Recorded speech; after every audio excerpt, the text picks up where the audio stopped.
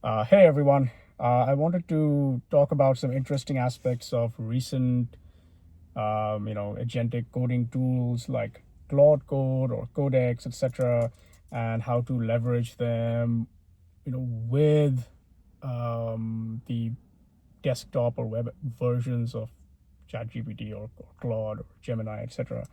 And I felt like before that, I should do some sort of prequel, for better or worse, and go over sort of my prehistory of various code editing tools over time. I made some quick notes over here, and I'll sort of look at them and let's get through this. I will try to avoid going into too much detail, um, just so we have more to talk about later, and also to avoid too many sort of random nuggets. But I do tend to digress, so fair warning. I will repeat this fair warning over time too. So so I was reflecting on this part of the journey, and it's been if I count from the very first time I used anything at all, it's almost 30 years. And an important note is that none of this really matters now. So it's more of a historical romp through my mind. And it's difficult to even recall all of it. So that's why I did a bit of writing this down, just to remember what some of the main points would be. Now, I guess the beginning would date from the first time I accessed something and had to write something on a computer of some sort, right? And that, if we use that definition, it would be MS-DOS, which was some mid-90s, let's say, version. And there was some built-in thing. I don't even remember what it was, just whatever default editor it had. By the way, I won't get into the history of my personal computing in general, which I'll leave for a later time. Anyway, so that was the first. Then I suppose there was Windows, not I think it was Windows 3.11 or something, which had Notepad, WordPad, all of those things, which was the extent of the built-in stuff there. And it stayed that way for a few years until I think it was sometime in the late 90s when I first got exposed to Unix. This was through one of these, I would say, sort of computing awareness places. I happened to get access to like a shared instance, and that's where I most likely ran VI for the first time. There was probably something else too, not Nano, as we would use today, but something similar to it. Perhaps it was Pico, I'm not sure. But that was my first use of VI in a very cringy sort of way. Then I think in the early 2000s, I got my first Linux CD, or perhaps it was 99. I can't remember exactly. And then sort of using VI became less awkward. And around this time, I think I also discovered Emacs for a bit, but Vim became sort of quote unquote normal. And the next, I would say, almost 20 years, I would go back and forth between Vim and Emacs. That's really all I used. And in particular, I think for most of the 2010s, I was a hardcore Emacs user. There's probably a bunch of stuff I've written about it in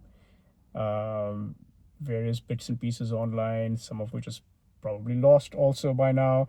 But yeah, I did develop a certain fondness for Emacs, as many people, well, I don't know about many, but several people do.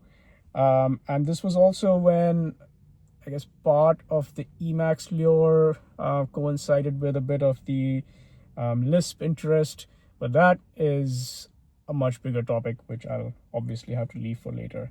Then I would say towards 2020, um, I began to work in a more whole IDE environment, and JetBrains began to feature more, and I appreciated its niceties. And I think around that time, maybe 2019, 2020, is when I found it worth paying for a personal license.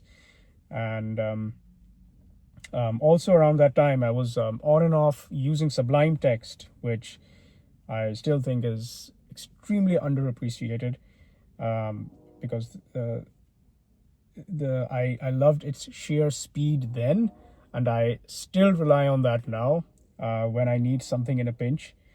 And ironically, you can say I came for Sublime Text but stayed for Sublime Merge, which I don't know if we will ever get into this later, but yeah, in terms of um, a sort of version control tool, I think nothing beats Sublime Merge.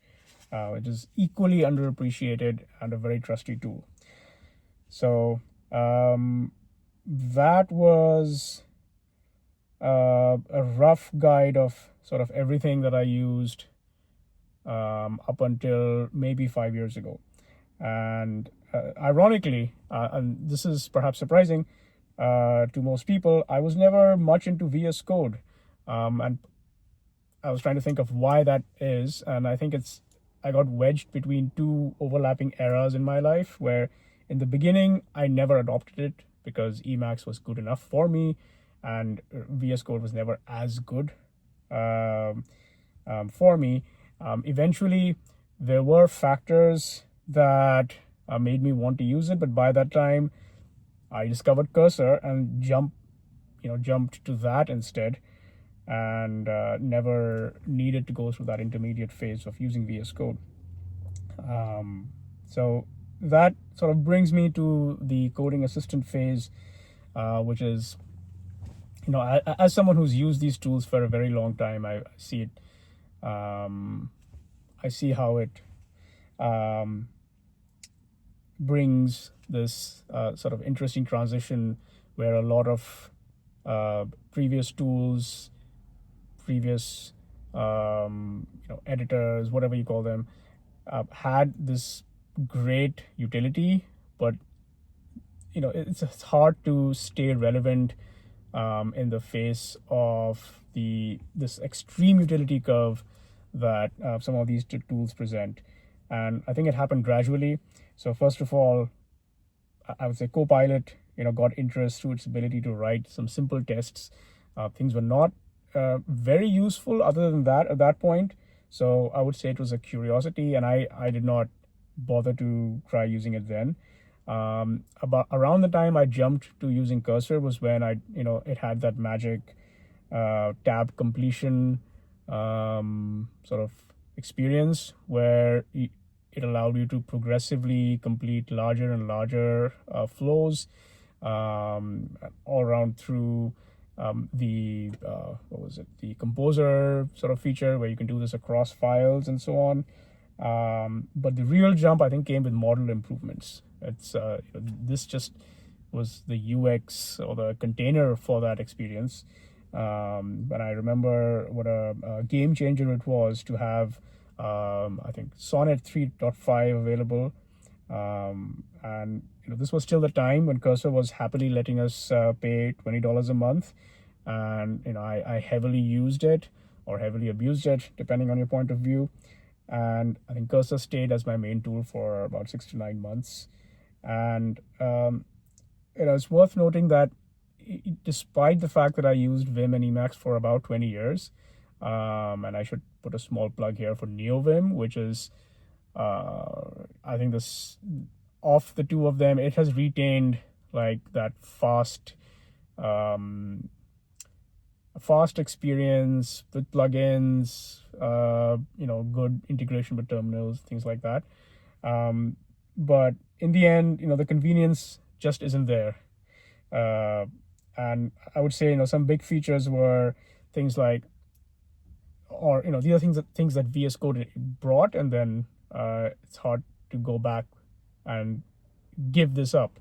And things like configuration being synced or extensions being standard.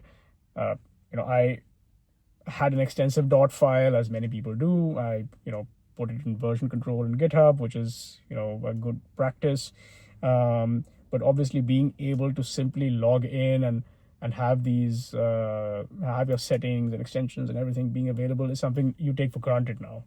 And having to set everything up from scratch in a new place gets old after, if not after 5 years or 10 years, and definitely after 20 years.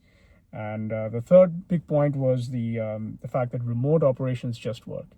That is something which I would say even JetBrains isn't quite there, or subjective opinion, just my opinion.